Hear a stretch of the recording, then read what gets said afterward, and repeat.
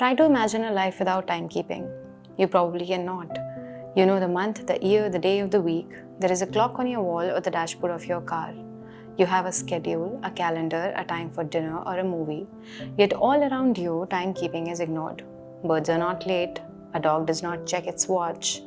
Deer do not fret over passing birthdays, and alone measures time. Man only chimes the hour.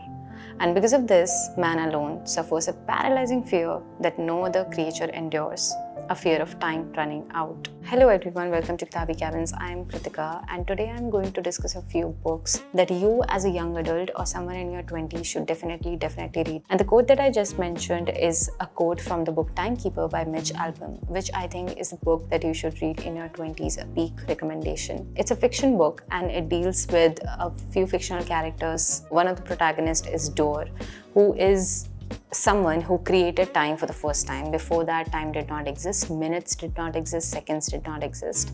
And once he's created, he is punished for creating time because now everybody is complaining that they do not have enough of it. And I think given the haphazardness of life and the hustle of life, it's a very gentle, sweet little reminder to slow down and to acknowledge that you have enough of it and how you actually try to deal with it. कुछ लोगों को लगता है Mitch Albom writes very preachy text, but I think it's very easy to read, it's very easy to digest, and he also gives you a little nudges to think about how you're living your life. There is also one book called Tuesdays with Morrie, which is not a fiction, but it's like a documentation of his visits to Morrie. Morrie was his teacher, and every Tuesday he used to go to him because Morrie is practically on his deathbed, and he would go with a tape recorder, and they would just discuss about life and death and past and childhood and parenthood, etc., and they're just recording and having chats, and all of that is documented in this book Tuesdays with Morrie, and it is filled with very generous,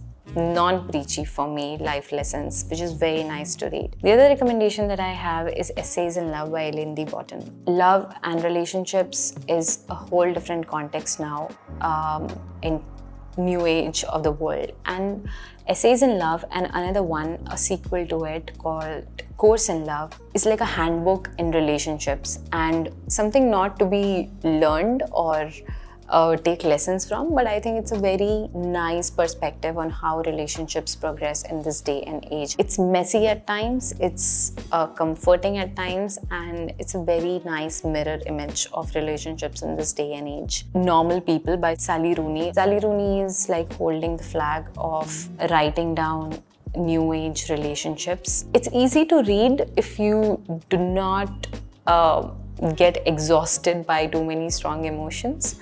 And it will be easy to read because it's also relatable, and also the TV series, I think it's pretty good, casted really well and acted really well. So if you do not want to read, you can check that out. The other one that I want to recommend, I want to plug in, called To Kill a Mockingbird by Harper Lee. This is also one of the classics. If you're not into classics and you want to read a classic, I think this is a good starter pack. The another two are memoir, but they feel like fiction. The one is Open by Andre Agassi, and the another one is Shoe Dog by Phil Knight. The one is mostly Andre Agassi ki tennis journey, how he started tennis when he hated tennis, and he went on to win all the Opens and became the biggest tennis player. But he hated the game.